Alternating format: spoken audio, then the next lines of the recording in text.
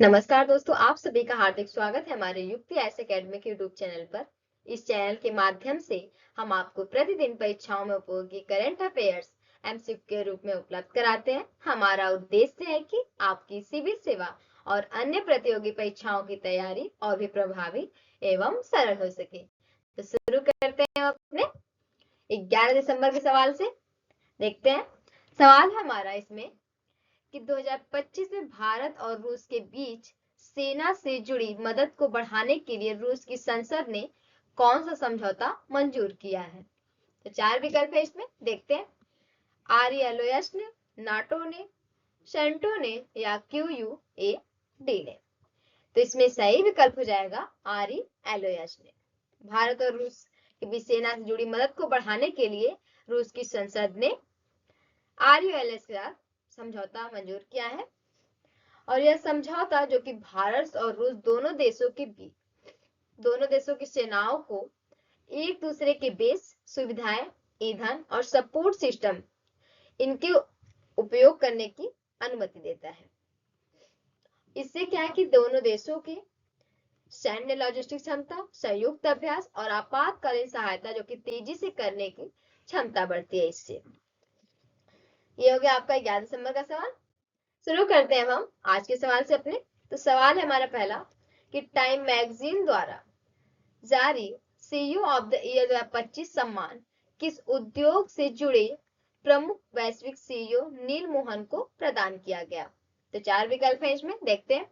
पहला है एप्पल, दूसरा है यूट्यूब, तीसरा है गूगल क्लाउड, चौथा है माइक्रोसॉफ्ट गेमिंग। तो ये यूट्यूब दूसरा विकल्प से हो जाएगा। टाइम मैगजीन जो कि वर्ष 2025 का सीईओ ऑफ द ईयर का खिताब जो कि नील मोहन को दिया है। और नील मोहन जो कि यूट्यूब के सीईओ है और अपने नेतृत्व में उन्होंने प्लेटफॉर्म को सुरक्षा, तकनीकी, नवाचार और क्रिएट इकोनॉमी को बढ़ाने की दिशा में आगे बढ़ाया। इसे उनके काम को जो कि वैश्विक स्तर पर सराहना मिली है, मतलब काफी नाम हुआ है, और जिसके चलते उन्हें यह प्रतिष्ठित सम्मान प्रदान किया गया। चलिए अगला सवाल देखते हैं। अगला सवाल है हमारा, ग्लोबल एआई शो 2025 किस देश में आयोजित किया जा रहा है। तो 4 विकल्प है इसमें। पहला है हमारा सऊदी अरब, दूसरा है संयुक्त अरब अमीरात, तीसरे है कतर, चौथा है बहरीन। तो संयुक्त अरब अमीरात दूसरा विकल्प हो जाएगा। ग्लोबल एआई शो 2025 जो कि संयुक्त अरब अमीरात में आयोजित किया जा रहा है। ग्लोबल एआई शो 2025 की मेजबानी की बात करें तो ये यूएई के शहर जो कि अबू धाबी को मिली है, जो टेक्नोलॉजी और आर्टिफिशियल इंटेलिजेंस का उभरता हुआ केंद्र है ये। और इस कार्यक्रम के उद्देश्य की बात करें वहीं तो ये एआई तकनीकों पर वैश्विक सहयोग, एआई सुरक्षा, उद्योगों में एआई का उपयोग और नवाचार को बढ़ावा देना, ये इसके उद्देश्य थे। बात करें अबू धाबी का चयन क्यों किया गया, तो ये इसलिए किया गया क्योंकि वह तेजी से वैश्विक टेक हब के रूप में उभर रहा है। अगला सवाल है हमारा कि इंडिया एआई मिशन द्वारा आयोजित होने वाले ग्लोबल एआई कॉन्क्लेव 2025 की मेजबानी के लिए निम्न में से किस आईआईटी के साथ साझेदारी की गई है। तो 4 विकल्प है, देखते हैं इसके विकल्प। पहला है कि आईआईटी दिल्ली, दूसरे हैं आईआईटी मद्रास, तीसरा है आईआईटी मुंबई, चौथा है आईआईटी हैदराबाद।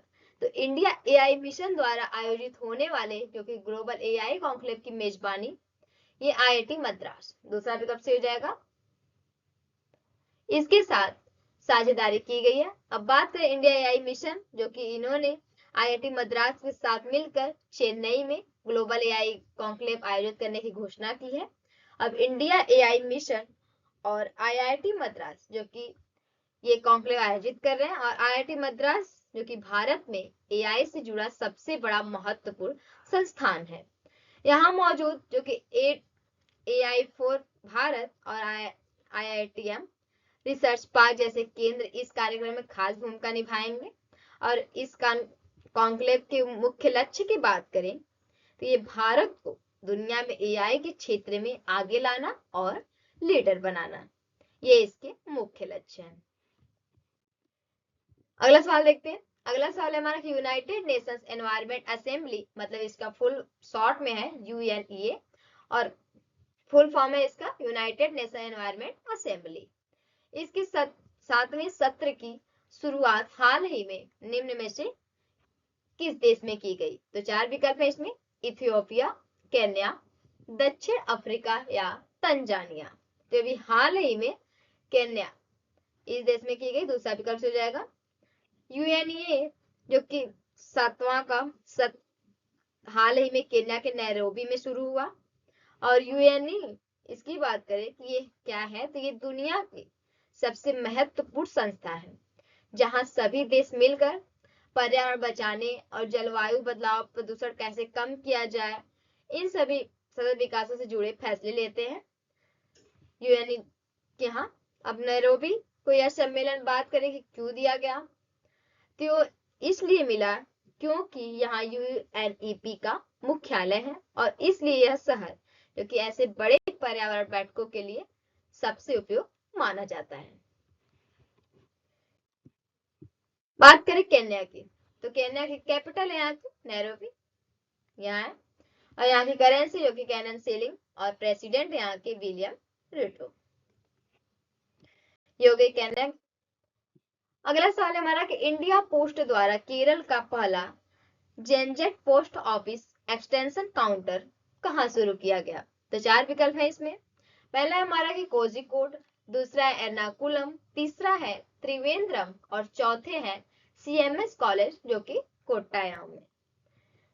तो इंडिया पोस्ट द्वारा केरल का पहला जो कि जेनजेट पोस्ट ऑफिस एक्सटेंशन काउंटर जो कि ये कोट्टायाम में शुरू किया गया, चौथा विकल्प से हो जाएगा।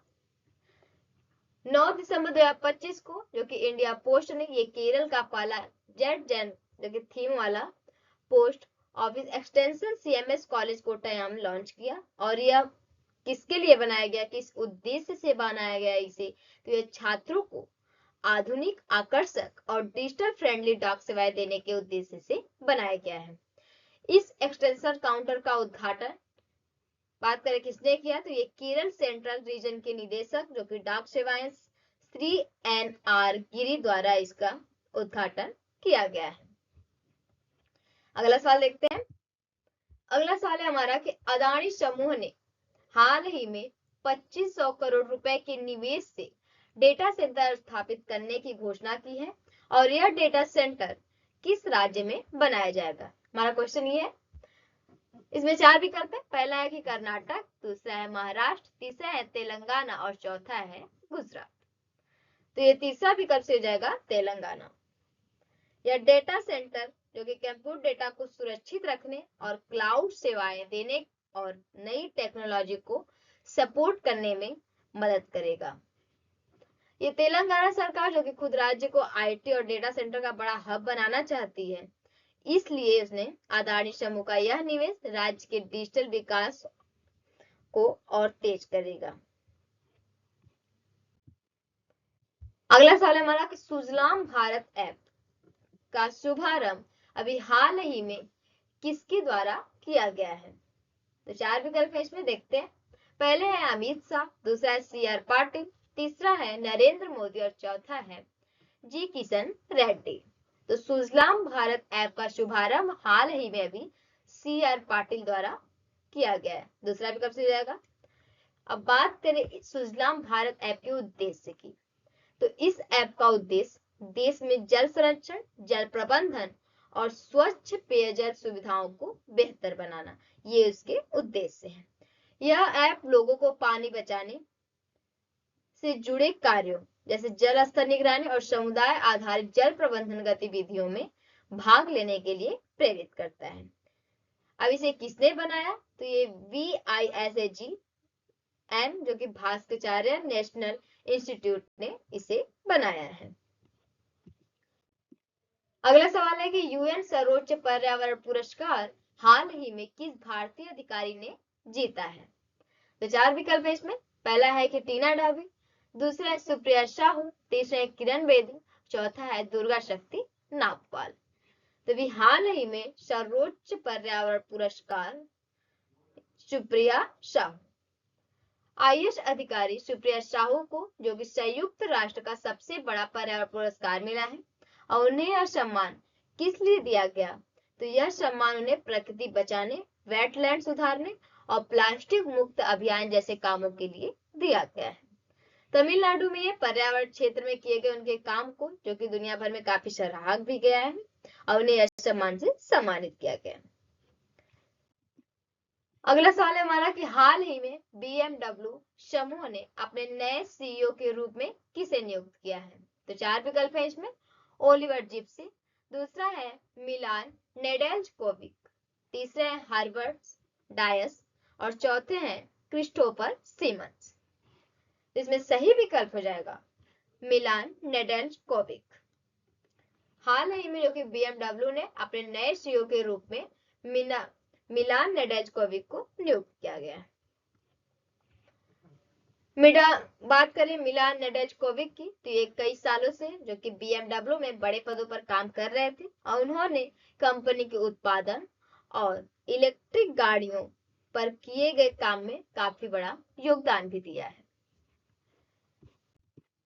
अगला सवाल है हमारा कि गूगल ने हाल ही में AI इंफ्रास्ट्रक्चर के लिए नए चीफ टेक्नोलॉजिस्ट के रूप में किसे नियुक्त किया गया? किसे नियुक्त किया है? तो 4 विकल्प है इसमें। सुंदर पिचाई, अमीर वहदात, तीसरे हैं जेफ डील, चौथे हैं जेम्स मैनिका। तो गूगल ने अभी हाल ही में जो कि AI इंफ्रास्ट्रक्चर के लिए नए चीफ टेक्नोलॉजिस्ट के रूप में अमीन वहदात को, यह है अमीन वहदात, इसे नियुक्त किया है।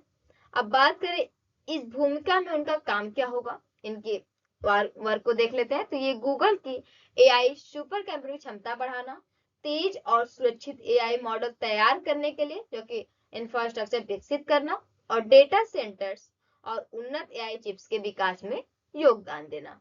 अमीन वहदात जो कि पहले भी गूगल में कई बड़े टेक प्रोजेक्ट संभाल चुके हैं और क्लाउड नेटवर्किंग और तेज कंप्यूटिंग सिस्टम में इन्हें बनाने में इनके पास काफी अनुभव भी है, ये बहुत अनुभवी है इस मामले में। ये हो गया आपका क्वेश्चन नंबर 10। आज का सवाल है आप लोगों के लिए कि विश्व की प्रमुख लॉजिस्टिक कंपनी डीपी वर्ल्ड ने भारत में कितना निवेश करने की घोषणा की है? ठीक है, तो 4 विकल्प है इसमें। 2 अरब US डॉलर, दूसरा है 5 अरब US डॉलर, तीसरा है 10 अरब US डॉलर, चौथा है 1 अरब US डॉलर। तो सही विकल्प को आप लोगों को कमेंट बॉक्स में बताना है। और इस वीडियो को अंत तक देखने के लिए आप सभी का दिल से धन्यवाद। यदि ये वीडियो आपके लिए उपयोगी रही तो कृपया चैनल को सब्सक्राइब करें, वीडियो को लाइक करें और अपने दोस्तों के साथ प्लीज शेयर करें। आपकी सफलता ही हमारा संकल्प है। धन्यवाद।